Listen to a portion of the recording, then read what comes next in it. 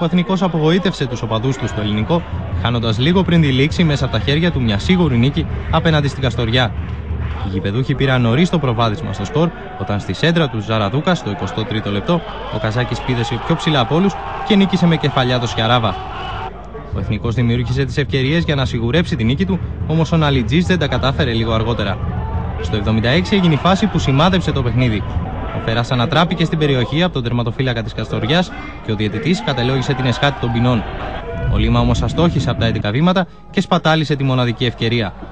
Και σαν να μην έφτανε αυτό, στο 86, από φάουλ του Χαλίμη η μπάλα χτύπησε στο Σικαλόπουλο και η Καστοριά, που μέχρι τότε δεν είχε φανεί επιθετικά, ισοφάρισε. Στα ελάχιστα λεπτά που απέμεναν, ο Εθνικός δεν μπόρεσε να ανατρέψει την κατάσταση. Φανήκαμε, όπως πήγε το παιχνίδι, τυχεροί. Ισοφαρίσαμε στο τέλος του παιχνιδιού. Μας βοήθησε και εμάς μια φορά η τύχη και πήραμε κάτι καλό, κάτι θετικό. Για μένα το παιχνίδι ήξερα ότι έχει τελειώσει από τη στιγμή που δεν βάλαμε το πέναλτι.